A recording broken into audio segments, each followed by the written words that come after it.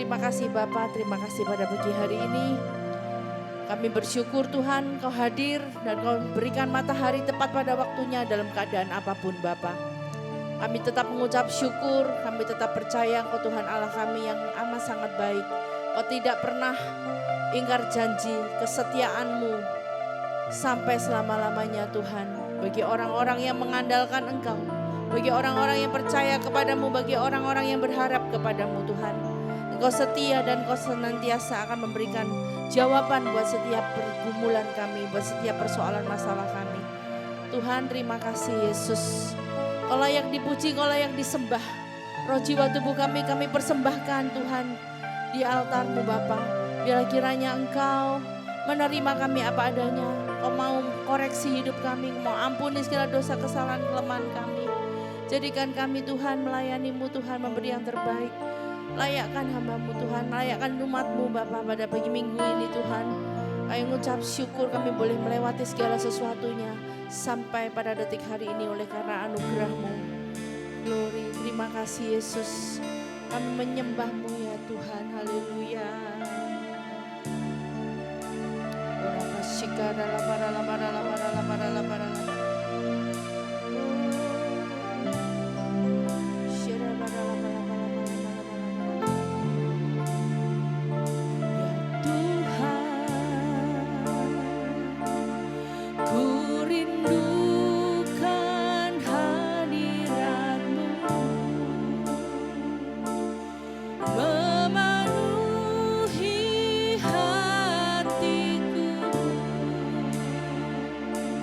Roh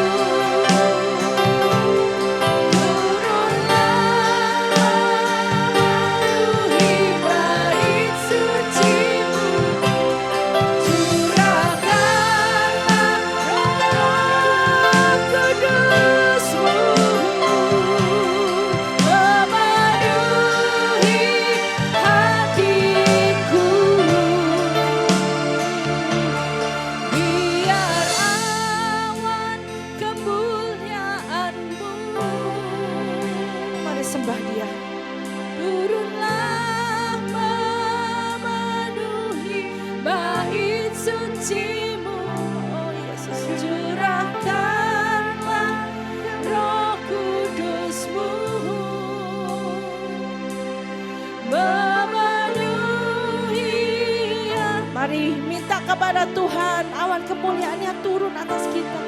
Biar awan kemuliaan-Mu turunlah memenuhi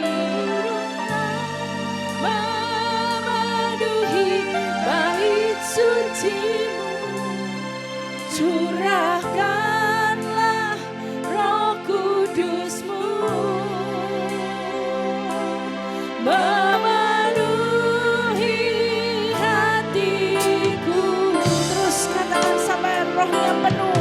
Biar awan kemuliaan-Mu, oh penuhi hati kami Tuhan dengan Roh Kudus. Turunlah, penuhi Tuhan, penuhi roh jiwa kami dengan Roh-Mu Bapa. Haleluya, Roh Kudus-Mu memenuhi hatiku. Sekali lagi, biar awan kemuliaan-Mu, oh turunlah bait suci-Mu. Curahkanlah Roh Kudus-Mu memenuhi hati kami Tuhan, di hatiku.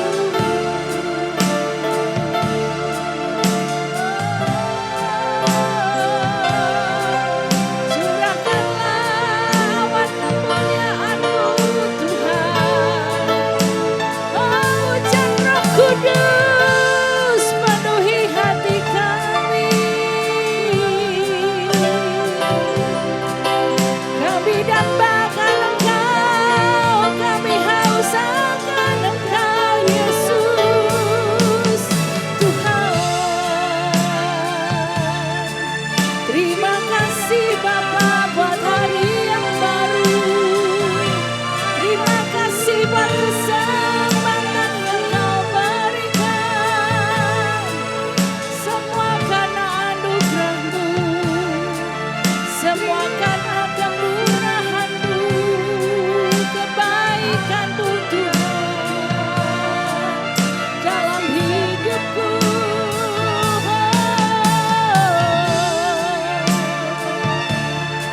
Roh Kudus, Engkau kekuatan kami, Engkau penolong kami.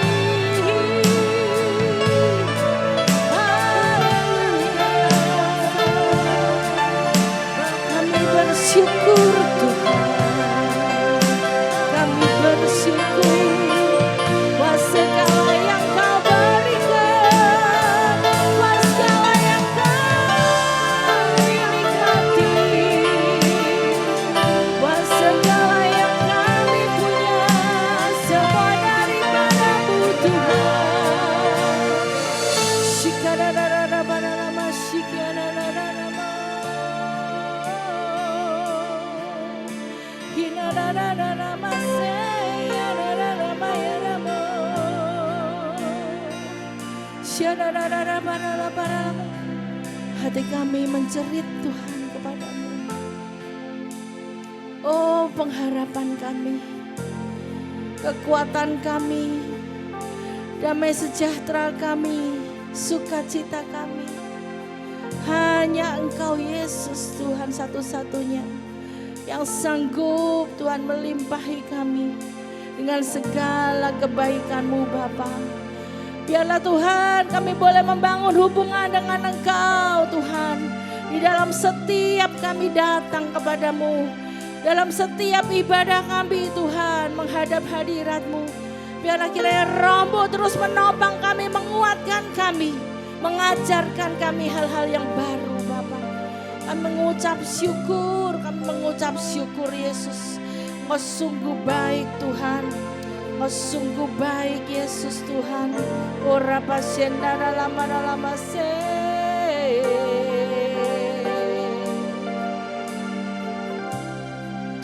Amin Tuhan. Hanya Tuhan yang ku andalkan, menghadapi semua. Takkan pernah Dia kecewakan saat ku menyembah.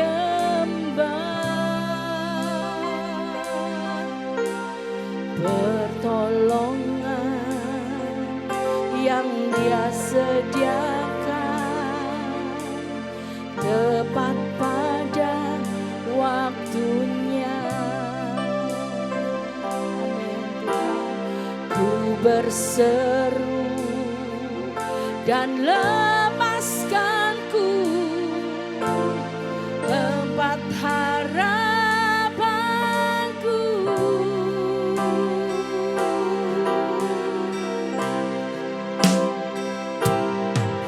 Dan ku berlari padamu, gunung batuku, Kau hapuskan air mataku.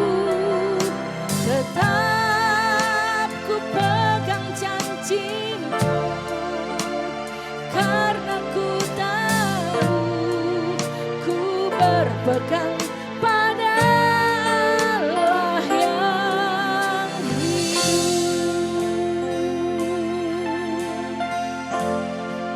Mari nyatakan kepada Tuhan, katakan, hanya Tuhan yang ku andalkan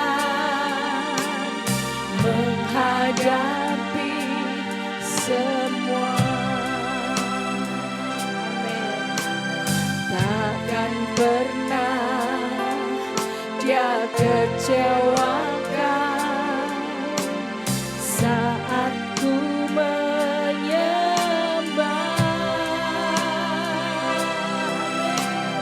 Pertolongan yang Dia sediakan, katakan, tepat pada waktunya. Amin Tuhan, aku percaya. Ku berseru, Dia lepaskan ku tempat harapanku.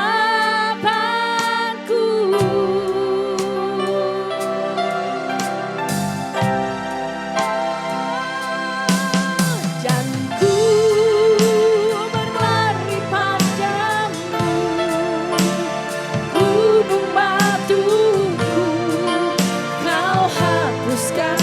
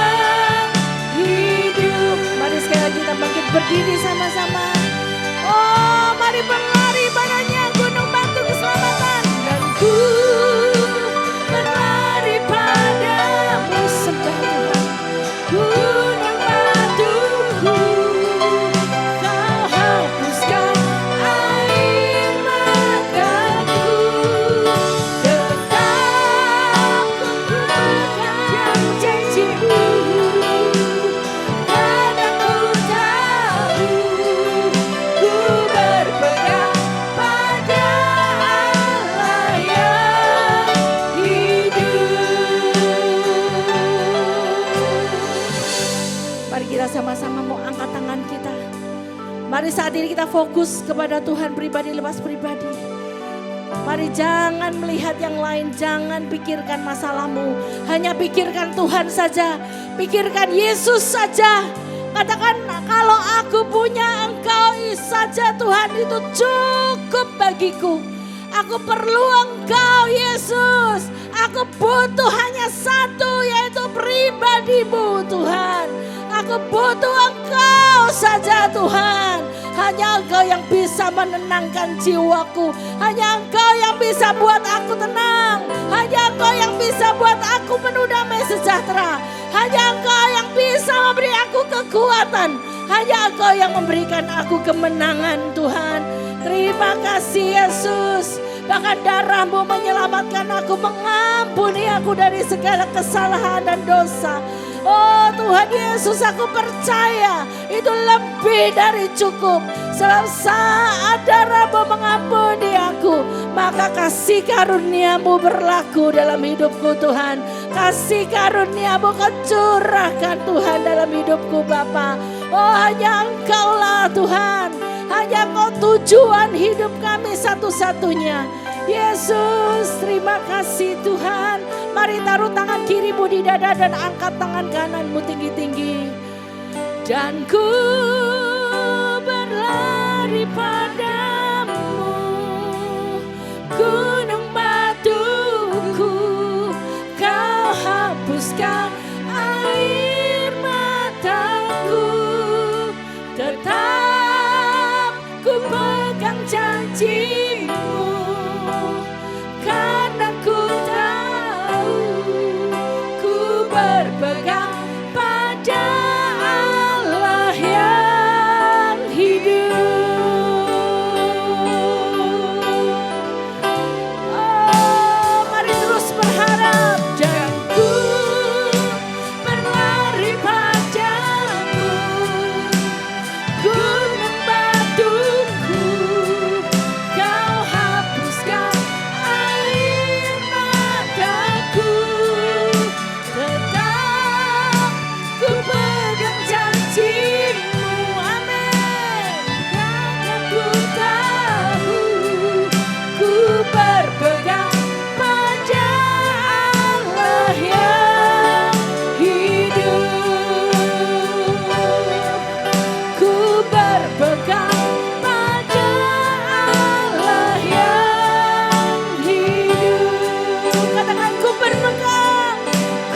berpegang pada Allah yang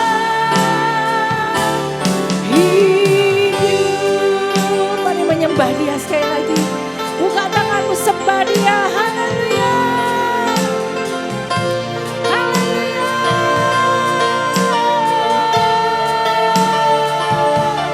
Engkau gunung batuku Tuhan, Engkau tempat perlindunganku,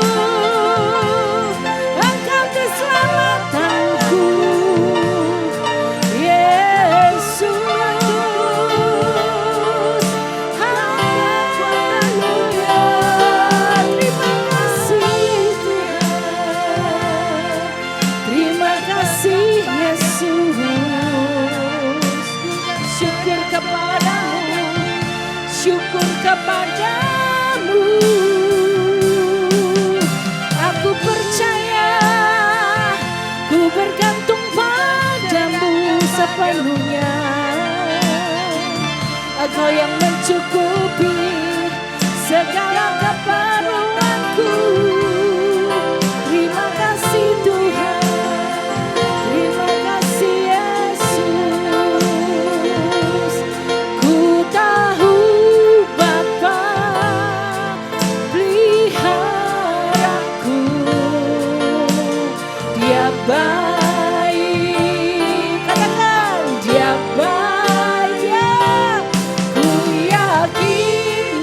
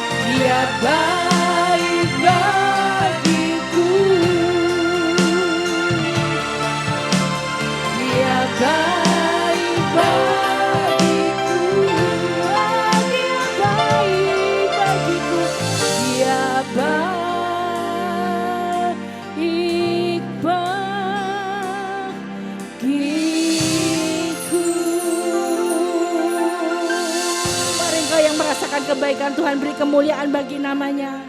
Beri tepuk tangan yang paling meriah bagi Tuhan kita. Haleluya, haleluya.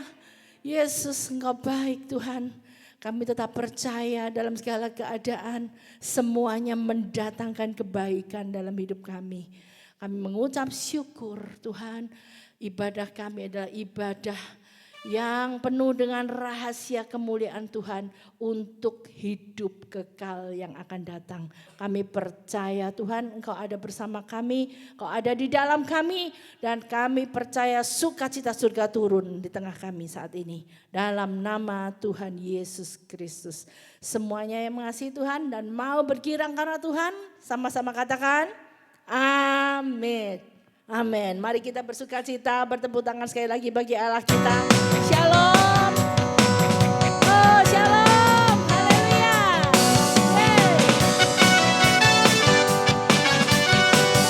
Percaya bahwa Tuhan kita tidak pernah gagal. Amin.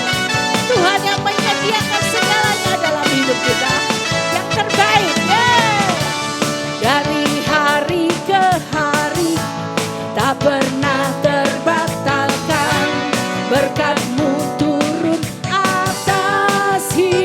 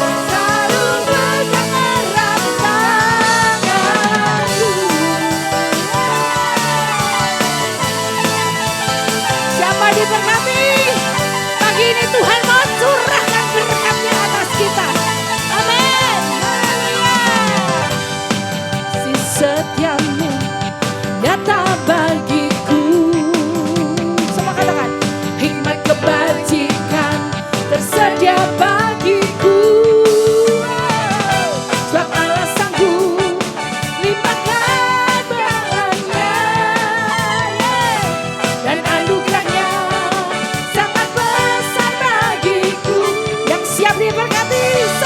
Aku diberkati, aku dilimpahi, karena Allah sanggup untuk menyediakan.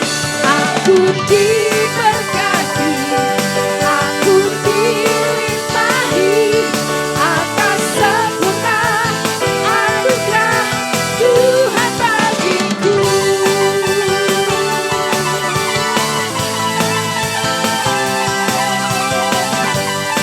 Kasih setianya limpah pagi hari ini buat kita semua yang hadir. Amin. Kasih setiamu nyata bagiku. Hikmat kebajikan tersedia bagiku. Sebab Allah sanggup limpahkan segalanya,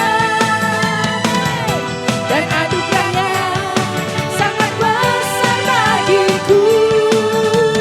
Waktu aku diberkati, aku dilimpahi, karena Allah sanggup untuk apa? Untuk menyediakan. Aku diberkati, aku dilimpahi atas sempurna anugerah Tuhan bagi. Sekarang tunjuk kiri kanan, engkau diberkati. Engkau diberkati, bilang engkau dilimpahi, karena Allah sanggup untuk menyediakan. Engkau bilang dong yang kanan. Atas sempurna Tuhan bagimu, Tuhan bagimu.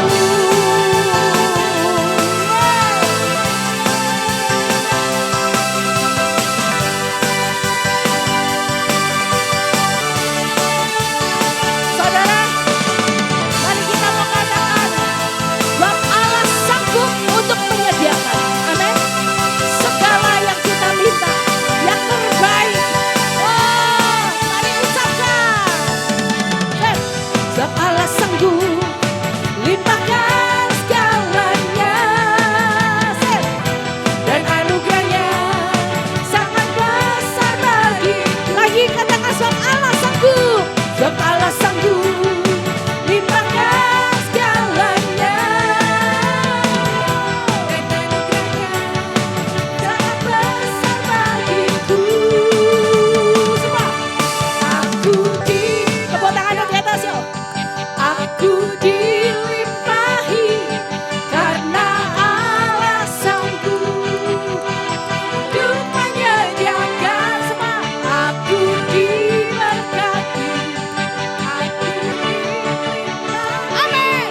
Atas sempurna anugerah Tuhan bagiku.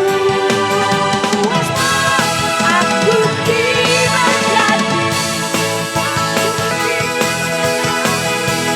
karena Allah sanggup untuk menyediakan. Aku diberkati, dilimpahi atas sempurna anugerah Tuhan bagiku. Atas sempurna anugerah Tuhan bagiku. Atas sempurna anugerah Tuhan bagiku.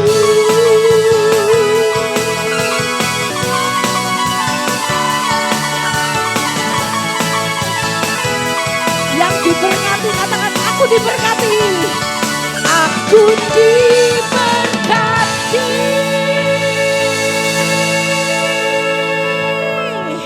Haleluya. Haleluya. Siapa di sini percaya diberkati Tuhan? Diberkati yang terutama bukan masalah materi atau jasmani saja saudara. Itu semua pasti ngikuti, amin. Tetapi yang pasti adalah diberkati hidup yang kekal, amin. Kita datang di sini untuk mempersiapkan kehidupan yang akan datang. Yaitu yang kekal, yang sempurna, amin saudara. Di dunia ini tidak sempurna, amin. Tetapi kita mau yang sempurna. Dan Tuhan sediakan buat setiap yang sungguh-sungguh percaya, beriman terus sampai dia datang. Kali yang kedua menjemput setiap kita. Amin. Kita mari beri salam, katakan satu dengan yang lain. Shalom, God bless you.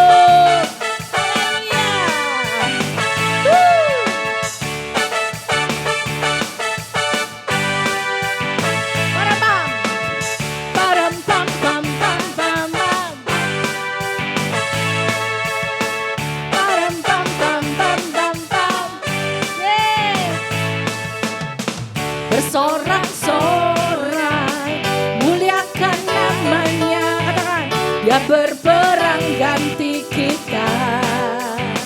Bertepuk tangan, bertepuk tangan, muliakan namanya.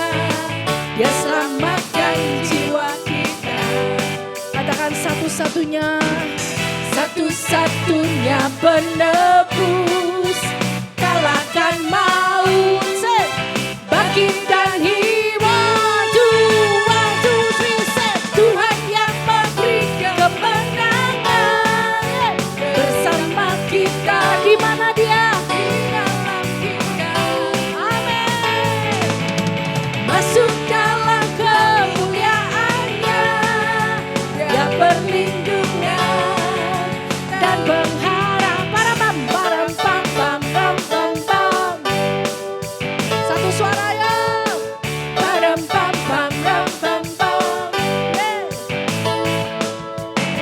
Bersorak-sorai, muliakan namanya. Dia berperang ganti kita. Bertepuk tangan, muliakan namanya. Dia selamatkan jiwa kita. Satu-satunya penebus, satu-satunya penebus, kalahkan maut, bangkitkan hidup. Tuhan yang memberi kemenangan. Bersama kita, di dalam kita. Masuk dalam kemuliaannya, dia perlindungan dan pengharapan. Tuhan yang memberi kemenangan. Bersama kita, di dalam kita. Masuk dalam kemuliaannya, dia perlindungan dan pengharapan.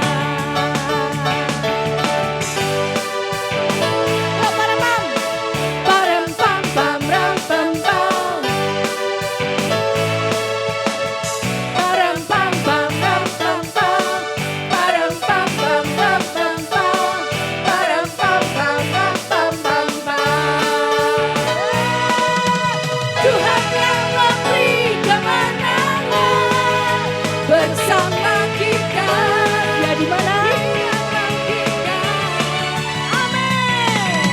Masuk dalam kemuliaannya, ya perlindungan dan pengharapan. Dan Tuhan yang memberi kemenangan. Bersama kita, di dalam kita. Masuk dalam kemuliaannya, dia perlindungan dan pengharapan. Dia perlindungan dan pengharapan. Dia perlindungan dan pengharapan.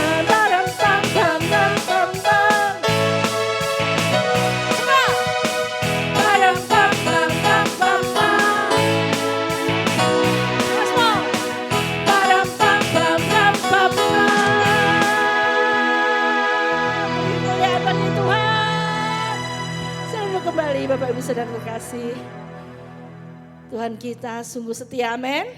Oleh sebab itu, apa buktinya Tuhan setia? Matahari dia terbitkan dari timur setiap pagi tepat pada waktunya. Tidak pernah terlambat, amin. Itu kesetiaan Tuhan. Kesetiaan jemaat Betani, setiap ibadah hadir, amin. Kita selalu ada di dalam hadirat Tuhan. Kita selalu ada, selalu rindu untuk datang mendekat kepada Tuhan. Sebab itu Tuhan katakan, kuduslah kamu sebab aku kudus. Artinya kalau Tuhan kita punya karakter apapun, Tuhan menghendaki umatnya juga sama, punya karakter yang sama. Kalau Tuhan setia, kita juga setia. Amin. Tuhan kita mengasihi setiap kita semuanya. Dia merindukan yang terbaik terjadi dalam hidup kita. Saat ini mungkin kita sedang mengalami masalah persoalan jalan buntu. Percayalah, fokus kepada Tuhan. Apapun yang kita terima semua dari Tuhan. Kita mengucap syukur, kita berdoa dalam segala perkara, ajukan di hadapan Tuhan. Tuhan pasti menolong, memberkati setiap kita asal kita benar-benar takut akan Tuhan dan percaya mengandalkan jalannya, caranya. Amin. Kita pujikan lagu ini ya saudara. Bangkitkan imanmu, percayamu. Dalam setiap perkaraku,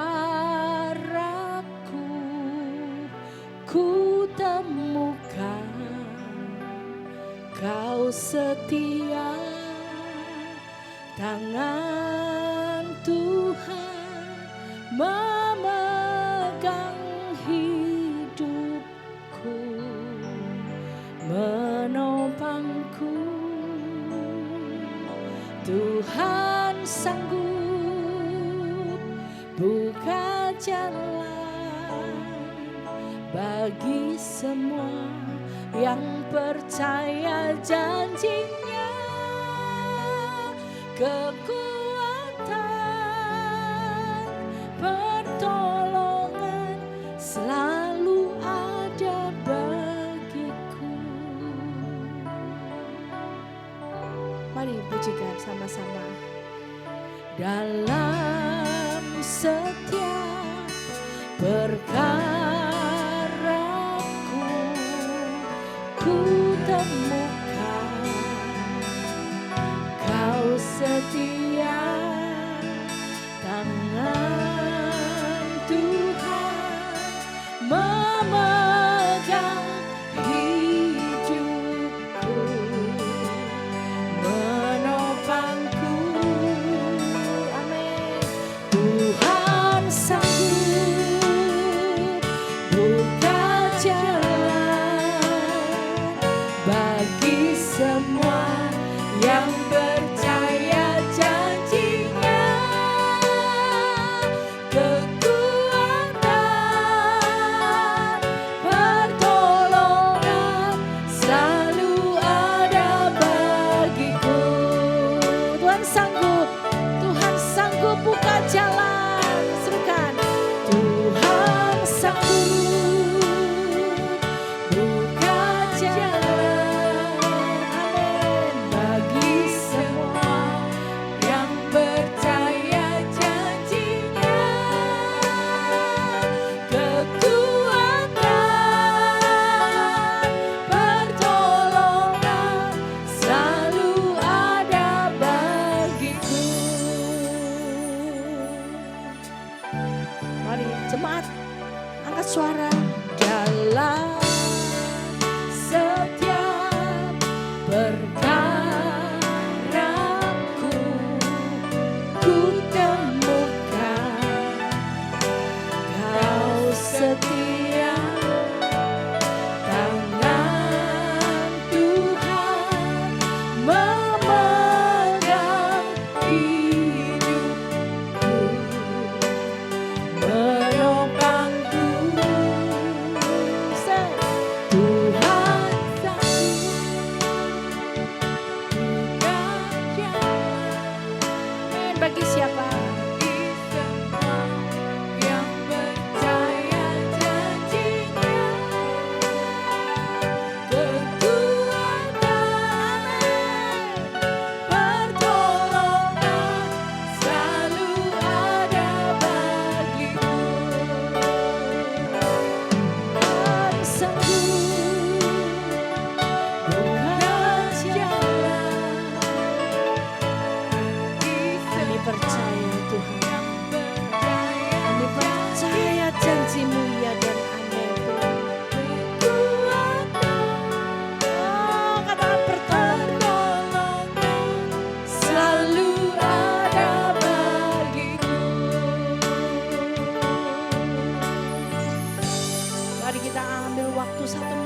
berdoa. Tuhan, dalam segala keadaan saat ini ada masalah apapun itu Tuhan yang sedang hamba-Mu hadapi, pergumulan, persoalan, masalah orang tua, masalah anak, masalah ekonomi, masalah keuangan, masalah pendidikan, masalah jodoh, masalah kesehatan, apapun itu Tuhan. Oh Tuhan Yesus, kami percaya Engkau Tuhan Allah yang selalu ada bersama kami. Engkau Tuhan yang menyembuhkan kami. Engkau Jehovah Rafa Allah yang menyembuhkan. Engkau Jehovah Jireh Allah yang menyediakan segalanya. Tuhan, biarlah kesempurnaan-Mu terjadi dalam hidup kami yang percaya. Segala yang terbaik, yang sempurna. Tuhan, mari terus Kau nyatakan kepada kami Bapa, saat kami sungguh-sungguh menaikkan iman harap kasih kami kepadamu, percaya berdiri di atas firman-Mu, pasti Tuhan Engkau sediakan yang terbaik Tuhan. Kami tetap bergantung padamu, berharap padamu. Tuhan, kami tidak akan pernah lupa dalam segala apapun juga, keadaan apapun, semuanya Tuhan yang punya. Tuhan yang punya, Tuhan yang sediakan. Tuhan, Kau pasti sanggup. Kami percaya iman kami, oh berpaut kepadamu, bersepakat dengan Engkau, dengan firman-Mu Tuhan. Terjadilah dalam hidup kami. Terima kasih Yesus. Mari Engkau yang percaya, mari bangkit berdiri sama-sama. Alu-alukan, katakan Tuhan sanggup buka jalan bagi semua yang percaya janjinya. Kekuatan, pertolongan selalu ada bagiku. Ya Tuhan sanggup, Tuhan sanggup buka jalan bagi semua yang percaya janjinya. Kekuatan, oh pertolongan, lebih lagi mari angkat kedua tanganmu, mari katakan Tuhan sanggup. Saya undang Bapak Gembala, Tuhan sanggup buka jalan bagi semua yang percaya janjinya. Amin. Oh pertolongan selalu ada bagiku. Sekali lagi, Tuhan sanggup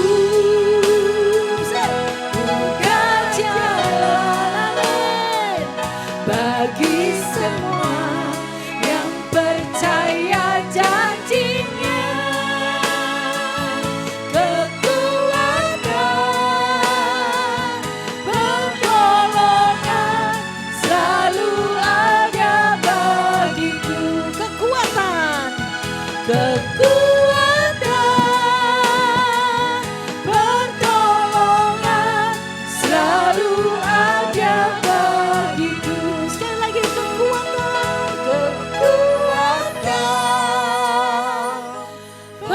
pertolongan selalu ada bagiku.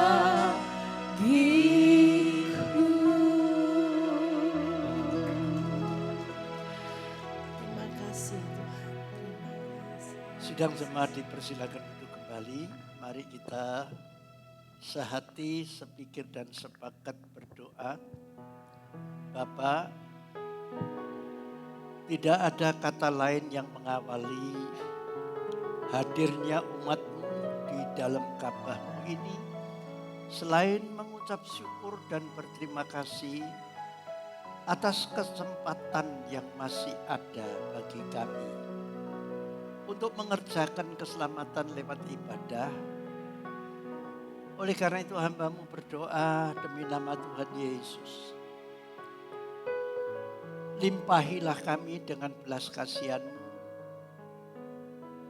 agar supaya pintu rahmat-Mu itu terbuka lebar bagi kami. Sehingga setiap kami dapat mengerti, memahami, sekaligus memiliki keberanian untuk menghadapi tantangan dan rintangan hidup. Karena Engkau tidak pernah meninggalkan kami. Engkau selalu berada dengan kami. Bahkan Engkau sangat mengetahui tentang keberadaan kami yang lemah, yang tidak berdaya, bahkan rentan untuk jatuh di dalam dosa. Oleh karena itu ya Tuhan, singkapkanlah rahasia firman-Mu supaya kami dibuat memahami. Sekaligus kami boleh tertolong oleh karena peringatan-peringatan-Mu. Bahkan Engkau selalu menyediakan topangan untuk kami. Oleh karena itu hamba memohon demi nama Tuhan Yesus, turunkanlah urapan-Mu.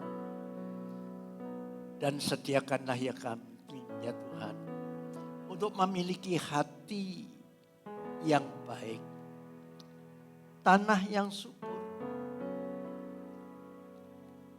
Hindarkan kami dari memiliki tanah yang keras. Terima kasih. Terpujilah nama-Mu. Kami sambut firman-Mu dalam nama Tuhan Yesus Kristus. Mari yang percaya sama-sama katakan amin, amin, amin. Shalom. Salam damai sejahtera dan sukacita bagi kita semua. Nah saudara yang dikasihi oleh Tuhan, pagi hari ini kita boleh mengucap syukur kepada Tuhan atas kesempatan yang masih Tuhan berikan kepada kita untuk belajar firman Tuhan, supaya kita akan mengalami pertumbuhan rohani sampai menghasilkan buah. Ya. Nah untuk itu mari kita persiapkan tanah hati yang baik supaya menghasilkan buah. Nah pagi hari ini kita akan bersama-sama untuk membuka Alkitab kita di dalam Efesus pasalnya yang kelima ayat 22 sampai dengan 33. Efesus pasal 5 ayat 22 sampai dengan ayatnya yang ke-33. Nah sebelum kita menyimak dan mempelajarinya, maka terlebih dahulu kita akan membaca ayatnya yang ke-32. Ya, kita lompat saja nanti supaya kita mengerti apa yang dimaksud, karena poin ini merupakan topik daripada judul khotbah pagi hari ini. Ya, ayatnya yang ke-32. Mari kita baca bersama-sama 2, 3. Rahasia ini besar, tetapi yang aku maksudkan ialah hubungan Kristus dan jemaat. Amin kok saya ide. Nah mari kita bersama-sama mempelajari tentang rahasia firman Tuhan ini, yang pada umumnya kita ini selalu dipertemukan dengan sesuatu yang sulit, bahkan tidak mudah untuk dimengerti. Seperti apa yang pernah disampaikan oleh Rasul Petrus tentang argumentasi yang diajarkan oleh Rasul Paulus di dalam 2 Petrus pasal 3 ayat 15 dan 16. Mari kita pelan-pelan telusuri terlebih dahulu supaya nanti kita akan mengenal dan mengerti serta memahami apa yang terkandung di dalam rahasia firman Tuhan yang disampaikan oleh Rasul Paulus. Ya, 2 Petrus 3 ayat 15 sampai 16. 2 Petrus 3 ayat 15 dan 16. Mari kita baca pelan-pelan. 2, 3. Anggaplah kesabaran Tuhan kita sebagai kesempatan bagimu untuk beroleh selamat. Seperti juga Paulus, saudara kita yang dikasihi, yang kekasih, telah menulis kepadamu menurut hikmat yang dikaruniakan kepadanya. Hal itu dibuatnya dalam semua suratnya apabila ia berbicara tentang perkara-perkara ini. Dalam surat-suratnya itu ada hal-hal yang sukar difahami. Sehingga orang-orang yang tidak memahaminya dan yang tidak teguh imannya memutarbalikkannya menjadi kebinasaan mereka sendiri. Sama seperti yang juga mereka buat dengan tulisan-tulisan yang lain. Yang percaya sama-sama katakan amin. Nah yang jelas Rasul Petrus saja mengakui. Artinya Rasul Petrus sendiri juga mengikuti tentang pelajaran-pelajaran yang diberikan oleh Paulus kepada sidang jemaat di berbagai tempat. Sehingga tidak menutup kemungkinan bagi kita, apalagi yang tidak tekun. Yang jelas kalau saudara memperhatikan apa yang disampaikan oleh Paulus ini bukan berdasarkan pikirannya, kepandaiannya. Dia sendiri pernah mengaku bahwa dia adalah anak didiknya Gamaliel. Ya. Dididik begitu ketat, dia menganut mazhab Saduki dan ahli Taurat. Tentu penghafalan ayat-ayat firman Tuhan tidak diragukan lagi. Namun ketika prakteknya, kalau tidak turut dengan apa yang Tuhan kehendaki, apalagi kalau dicampur aduk dengan olahan-olahan pikiran kepandaian manusia, maka disitulah letaknya seringkali akan ditemukan benturan-benturan atau perlawanan-perlawanan antara iman dan logika. Padahal logika itu tidak berbenturan dengan iman. Apalagi iman jelas tidak akan berbenturan dengan logika. Justru Allah memberikan kepada kita logika untuk bisa mencerna. Tentunya harus disikapi dalam roh dan kebenaran. Termasuk firman Tuhan ini perlu dijabarkan arti rohaninya. Nah, ketika menjabarkan arti rohani daripada firman Tuhan itu harus ilham daripada Roh Kudus, tuntunan Roh Kudus. Anda bisa menemukan di dalam suratan Petrus yang lainnya tentang petunjuk ini, ya. Nah, oleh karena itu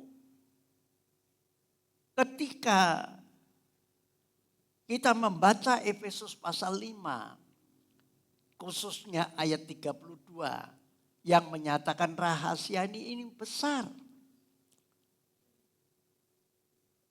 Namun di dalam rahasia yang besar ini dijelaskan yang dimaksud adalah hubungan antara Kristus dan jemaat.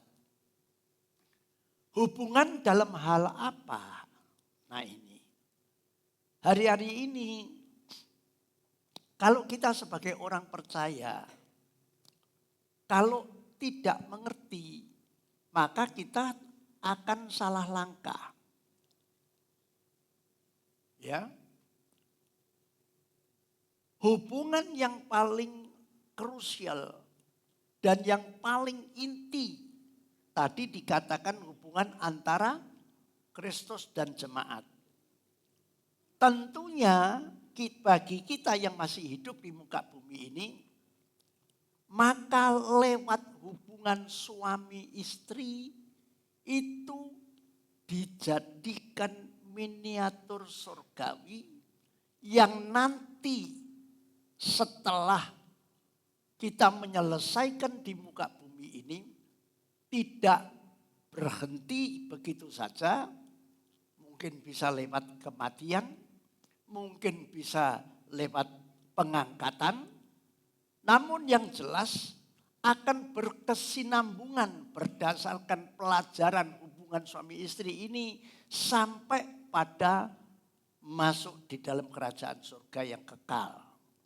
Maka terkenallah dikatakan oleh Alkitab bahwa kita ini adalah calon mempelai wanita surgawi.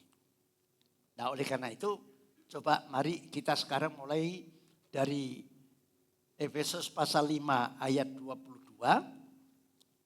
Kembali pada Efesus pasal 5 ayat 22.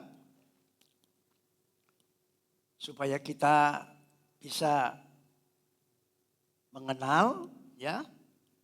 Efesus pasal 5 ayat 22. Kita mulai baca sampai ayat 24. 2, 3. Hai istri, tunduklah kepada suamimu seperti kepada Tuhan.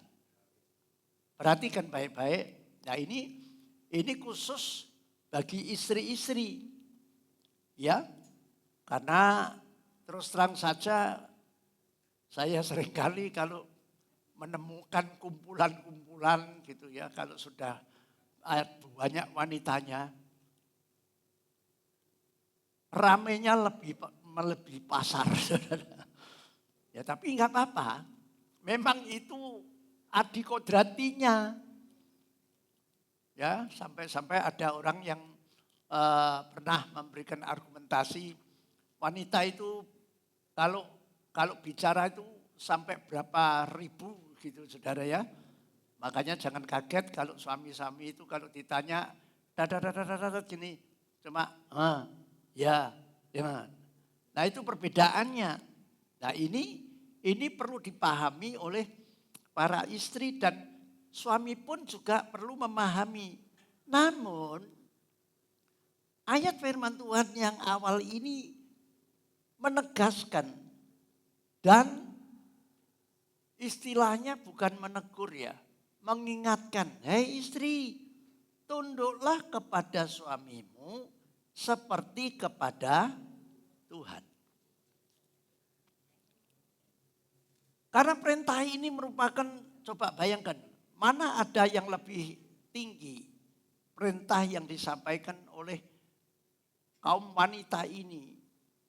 Kalau tunduk pada suami, maka itu sama dengan seperti kepada Tuhan. Ya. Nah, apa alasannya Tuhan itu memerintahkan kepada para istri seperti ini? Maka ayat 23 mari kita baca. Karena suami adalah kepala istri, sama seperti Kristus adalah kepala jemaat. Dialah yang menyelamatkan tubuh. Nah, ayat ini memberikan petunjuk yang tidak mudah untuk dijalani. Ya. Bukan berarti ayat ini tidak adil. Nanti kita akan melihat lebih jauh karena Allah kita ini adalah Allah yang maha adil. Tidak menganiaya wanita. Namun Tuhan punya hierarki, punya susunan yang tidak bisa dirubah oleh manusia siapapun, oleh kuasa apapun. Suami dalam rumah tangga itu kepala. Istri itu adalah penopang, penolong. Nah, maka turunnya suami istri, anak, menantu, cucu, dan seterusnya. Nah itu perlu mendengarkan satu komando. Artinya kalau istri itu disuruh tunduk kepada suami, maka secara otomatis yang di bawahnya semuanya juga harus tunduk kepada kepala rumah tangga. Karena dikatakan dialah yang menyelamatkan tubuh. Perhatikan baik-baik. Nah sehingga Rasul Paulus ini menjelaskan lebih jauh tentang perintah di ayat 23 ini. Pengertiannya gitu, 22 dan 23. Mari kita baca ayat 24. Karena itu sebagaimana jemaat tunduk kepada Kristus, demikian jugalah istri kepada suami dalam apa? Segala sesuatu. Jadi artinya gini, ketika suami memberikan komando, tentu Anda perlu mengenal. Karena nah itu tadi kembali, saudara dan saya diberi akal budi, diberi akal pikiran. Kalau suaminya memberi komando geleor, saudara ya, apakah ya juga lonjong terus melok, ya jegur jurang saudara? Ya tidak. Tapi perlu menyikapi, tidak memberikan counter, tapi harus dengan bijak untuk menerima apa yang dikomandokan oleh kepala rumah tangga suami itu. Ya. Nah, saya akan berhenti sampai di sini dulu. Lalu saya akan mengajak jemaat untuk mengingat kisah kitab Rut. Masih ingat? Rut? Ya. Rut, kitab Rut ini cuma 4 pasal. Dan sudah pernah kita sharingkan. Namun saya ingin mengajak kita semua untuk mereview kembali. Ya enggak usah dilihat ininya, nanti pulang dipelajari lagi. Ya pelan-pelan, karena firman Tuhan itu kekal. Arti rahasianya itu tidak pernah habis, akan selalu muncul yang baru sesuai dengan perkembangan zaman. Nah saudara perhatikan, ketika di Bethlehem terjadi kekeringan. Masa sukar terjadi di Bethlehem pada waktu itu. Pertanyaan saya, apakah kesukaran itu cuma dialami oleh orang yang bernama Elimelech beserta dengan istrinya yang bernama Naomi dan kedua anaknya siapa? Kilion dan Mahlon. Tentu di kota Bethlehem ini ada banyak orang. Ya, ada banyak orang yang mengalami masa sukar. Persis sama dengan keadaan saat ini. Masa sukar itu tidak mengenal kompromi kepada A, B, C, D, E, F, G. Semua mengalaminya. Namun disinilah letaknya kita perlu mempunyai pandangan yang jernih dan bijak. Bagaimana menyikapi tentang ketika masa sukar itu menimpa kita masing-masing.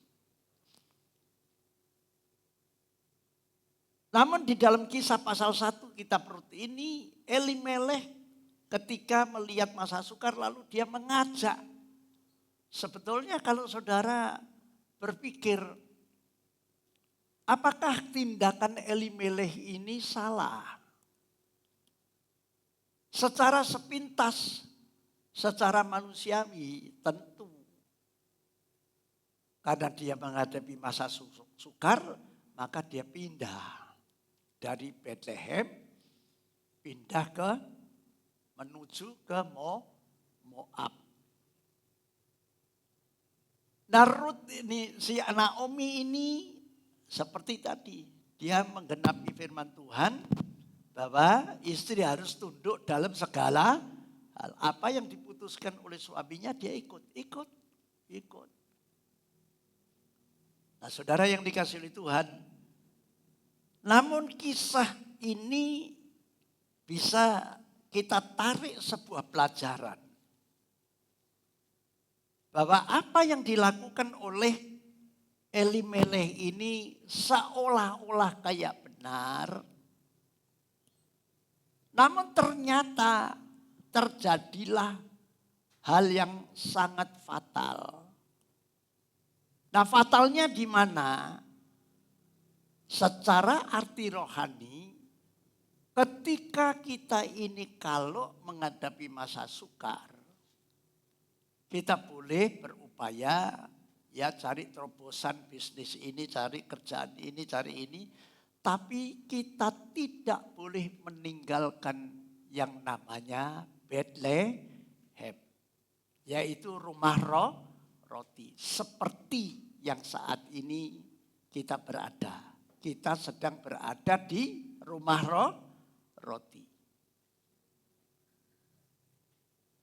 Sebagai suplai makanan rohani kita. Nah sehingga kita tidak akan berlarut di dalam keinginan duniawi. Dan kalau saudara pelajari Rut pasal 1 ini, ternyata apa yang diungkapkan oleh firman Tuhan ini benar. Ketika Elimeleh meninggalkan Bethlehem menuju ke Moab, maksudnya supaya ada perbaikan nasib gitu saudara. Tapi ternyata Elimeleh mati, ya kita nggak usah cari tahu matinya kenapa dan kenapa.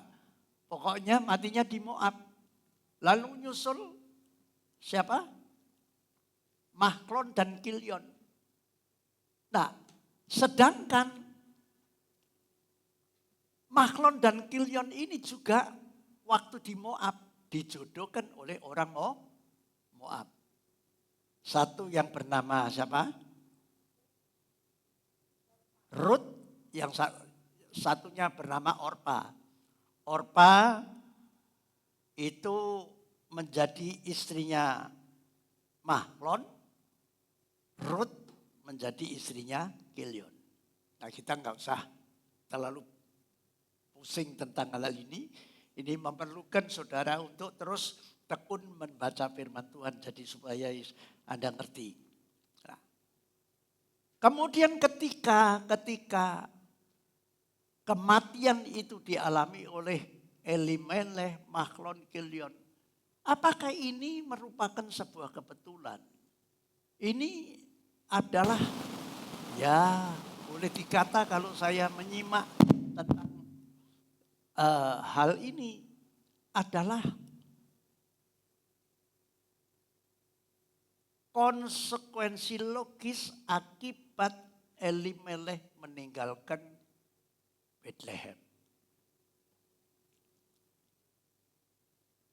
Karena titik beratnya adalah di sini, maka saya ingin mengingatkan kepada seluruh jemaat. Anda boleh berkiprah, Anda boleh mempunyai ide, Anda boleh mempunyai rancangan dan rencana ini dan itu. Satu hal, jangan meninggalkan apa? Bethlehem. Jangan meninggalkan ibadah. Ya. Karena di dalam ibadah ini ya pastilah tidak ada ibadah orang percaya itu yang sia-sia. Ibadah orang percaya itu mengandung rahasia yang besar. Nah di situ. Karena itu menyangkut pelajaran tentang hubungan tindak lanjut hubungan suami istri di bumi ini nanti. Masing-masing kita ini nanti akan menjadi calon mempelai surgawi. Tentang keselamatan.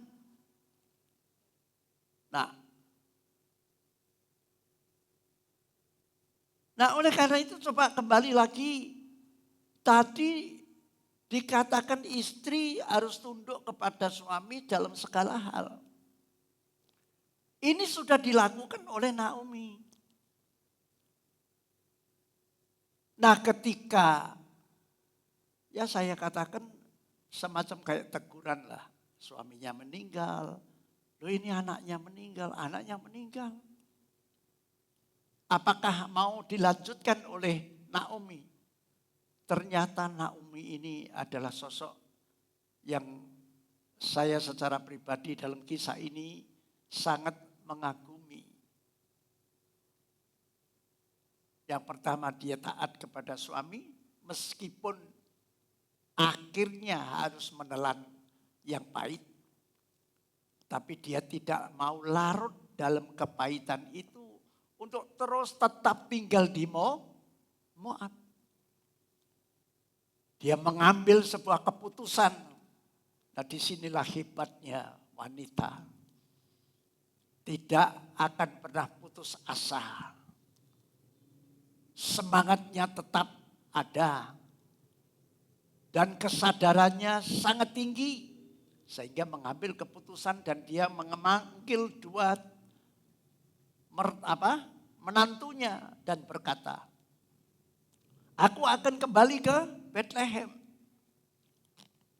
Nah, lalu Naomi juga tidak memaksakan kehendaknya untuk kedua menantunya itu mengikutinya. Lalu diberitahu dan bahkan berargumentasi, kamu kalau ikut aku nanti apa? Aku ini sudah entek-entekan, sudah tidak punya apa-apa. Artinya begitu.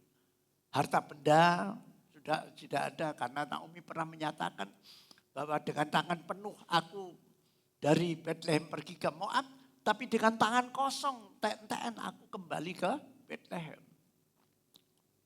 Nah, argumentasi ini diberikan kepada kedua menantunya. Saya berpikir ini juga sekaligus untuk menguji sampai di mana letak daripada keteguhan hatinya untuk tetap mengikut pahamnya Naomi. Ternyata Orpa tidak tahan, saudara. Meninggalkan, berpisah. Tapi satu pribadi yang bernama Ruth, dia mengenal tentang pribadinya. Jadi selama dia bergaul dengan mertuanya, dia sangat mengagumi tentang sikap akan Naomi mertuanya. Dan pada akhirnya Ruth menetapkan, jangan engkau memaksa aku meninggalkanmu. Kemanapun engkau pergi, aku berada di situ. Tuhanmu adalah Tuhanku. Oh hebat saudara. Nah ini yang perlu kita resapi dan yang perlu kita miliki di dalam hati kita masing-masing. Perlu memiliki iman yang teguh. Nah ketika keputusan ini diambil oleh Ruth, saudara yang dikasihi oleh Tuhan, mari. Apakah Ruth ini akan mengalami makin terpuruk? Ternyata tidak. Tapi Ruth mengambil sikap tidak hanya, kalau saudara perhatikan, bahwa Naomi sudah entek-entekan, sudah tidak punya apa-apa. Jadi artinya Ruth ini menjadi menantunya si Naomi ini bukan berdasarkan karena materi. Saudara yang dikasihi oleh Tuhan, hari-hari ini hati-hati. Ya, kalau saya katakan jangan gampang-gampang cari menantu cuma sugedok gitu saudara. Belum tentu saudara. Ya, perlu memiliki sebuah sikap seperti yang diambil oleh Ruth. Meskipun tidak punya ya sudah aku tetap ikut aja. Karena apa? Karena melihat pribadi daripada Naomi ini sangat gigih dan kekeh untuk tetap mempertahankan iman percayanya kepada Tuhan Allah Israel. Akhirnya dia ikut. Nah ikut ini perlu ada konsekuensinya apa? Karena Naomi usianya sudah makin tua. Tidak mungkin akan bekerja menghidupi si Ruth. Karena Ruth ngerti waktu masih kaya-kayanya si Naomi. Ruth mendapatkan supply. Ya dikasih jajan, dikasih ini, dikasih itu. Ya tinggal mungkin saja tidak usah susah payah. Ya tahu-tahu sudah pokoknya urip gitu saudara. Tapi Ruth ngerti, memahami bahwa sekarang ini dialah yang harus mengambil alih untuk menghidupi sekaligus cara Ruth untuk membalas budi kepada mertuanya dengan bekerja keras. Bukankah ini juga gambaran bagi kita sebagai hamba Tuhan? Kalau kita ini sudah mendapatkan kesempatan oleh Tuhan masih boleh hidup dan lain sebagainya. Mari kita perlu bangkit untuk melayani Tuhan, membalas budi istilahnya, mengabdi kepada Tuhan. Lewat pelayanan-pelayanan apapun. Bukankah setiap saudara telah dilengkapi dengan karunia yang berbeda-beda? Saudara bisa menerjemahkan sendiri karunia apa yang Anda miliki. Iya kan? Karunia apa yang Anda miliki? Mari, jangan dipendam. Kembangkan itu. Dan bermacam-macam karunia untuk membangun sebuah komunitas. Ya tentu tidak bisa lepas. Yang paling utama adalah dalam keluarga. Anda jangan bilang, wah untuk Tuhan. Nanti saudara semua untuk Tuhan. Lalu saudara membiarkan orang yang keluarganya yang sedang kekurangan, yang sedang ini. Ya nggak bisa, itu kurang tepat. Ya. Ya kan pernah Yesus sendiri menegur kepada para murid-muridnya atau para pengikutnya. Kamu beralasan bahwa ini untuk khususnya menegur kepada para ahli Taurat. Mereka mengatakan bahwa ini apa yang aku miliki ini sudah aku persembahkan kepada Tuhan. Jadi aku tidak perlu untuk memenuhi kewajibanku untuk orang tuaku. Saudara bisa mempelajarinya. Hari-hari ini bukan berarti bahwa kita ini lalu tidak mengutamakan Tuhan. Justru untuk bisa melihat seseorang itu betul-betul mengabdi kepada Tuhan. Tentu tidak bisa mengabaikan mengabdi kepada sesama manusia, khususnya kepada keluarga. Saudara.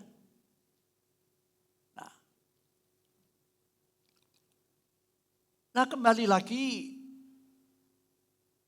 mari kita resapi tentang hal ini.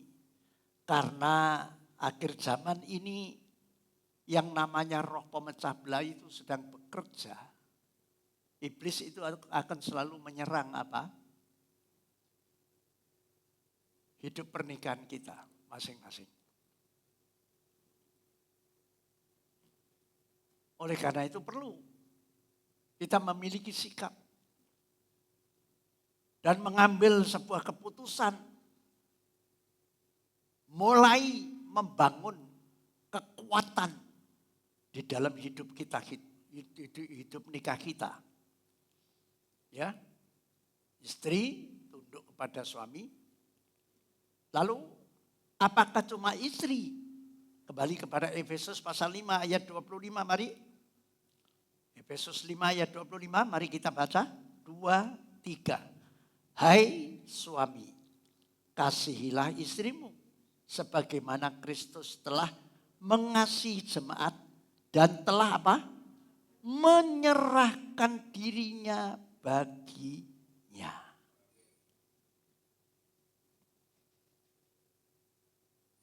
Kita perhatikan ada banyak suami-suami di tempat ini tidak leha-leha, lenggang-lenggang kangkung.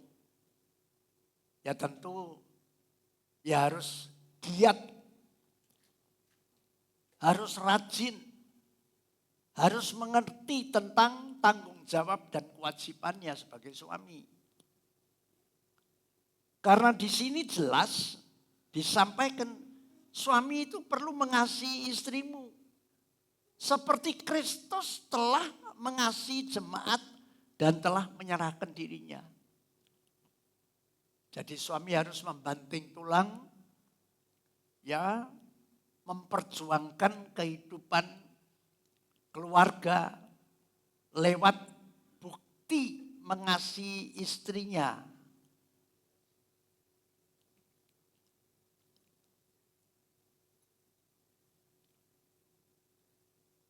Dan apa artinya ayat 25 ini? Coba kita lompat ayat 27. Mari. Kita baca. Ayo 2, 3. Supaya dengan demikian ia menempatkan jemaat di hadapan dirinya dengan cemerlang, tanpa cacat atau kerut atau yang serupa itu. Tetapi supaya jemaat kudus dan tidak bercela.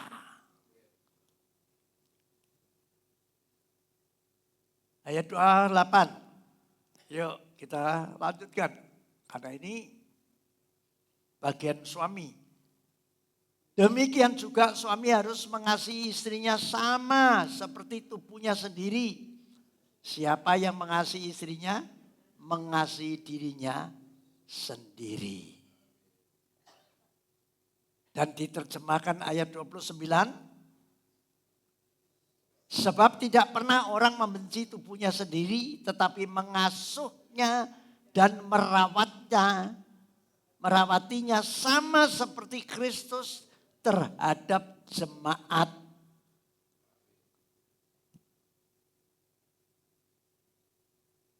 Yang jelas adalah karena kita adalah anggota tubuh Kristus.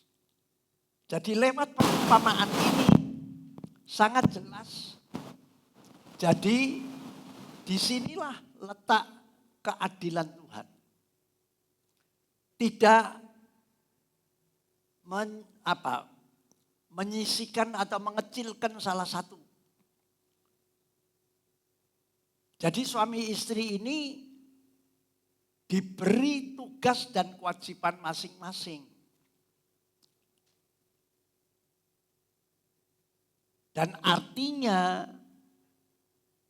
satu hal yang Paulus tekankan. Seperti Kristus menyerahkan dirinya, menyerahkan nyawanya. Demi untuk menyelamatkan kita dari kebinasaan. Itu maksudnya. Jadi kalau ini dipraktekkan di dalam rumah tangga suami istri, maka niscaya kesatuan keluarga itu yang akan membawa dampak keselamatan bagi seluruh isi rumah tangga kita. Nah, oleh karenanya kembali kepada bahasan kita. Ini yang dikatakan rahasia ini besar. Besar. Yaitu hubungan antara Kristus dan jemaat. Antara suami dan istri serta seluruh isi rumah tangga ini. Maka saya akan mengingatkan kepada jemaat,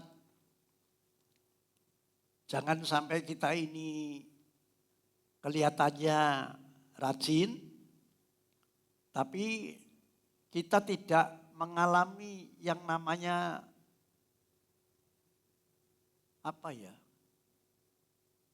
perubahan dalam segi rohani kita. Karena apa? Karena hari Kamis yang lalu kita telah mendengar tentang apa yang disampaikan oleh hambanya Pak Doni Tatimu.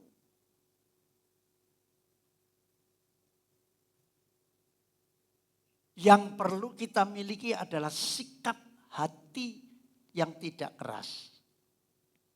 Setuju? Ya.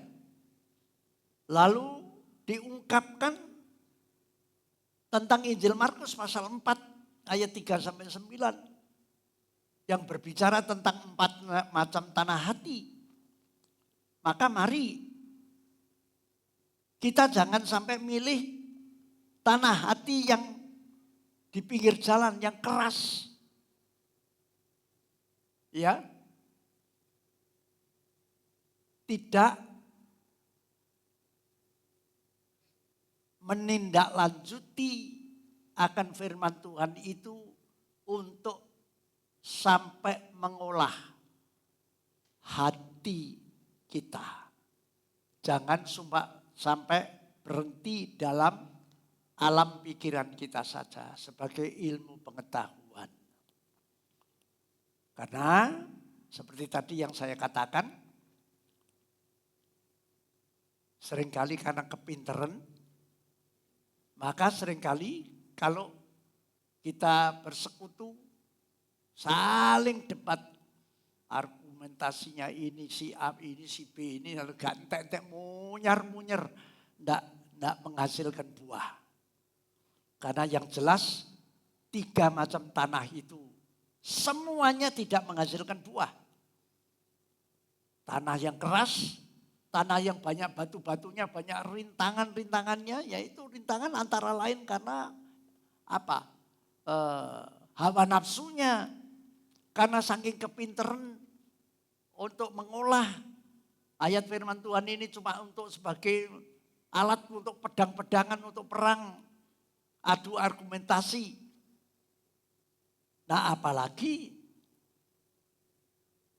tanah yang ketiga itu adalah syarat dengan berbagai macam keinginan duniawi sehingga seperti semak belukar. Tumbuh tapi dililit dengan semak belukar akhirnya tidak berbuah. Mari hari ini kita sama-sama mohon kemurahan Tuhan agar supaya kita minta diberikan tanah hati yang baik. Setelah kita menerima taburan firman Tuhan ini, maka kita perlu mohon kepada Tuhan agar supaya tuntunannya yang membuat langkah hidup kita menjadi berhasil sampai kekal selama-lamanya. Kiranya firman Tuhan pagi hari ini boleh membekali kita semua. Saya undang ya.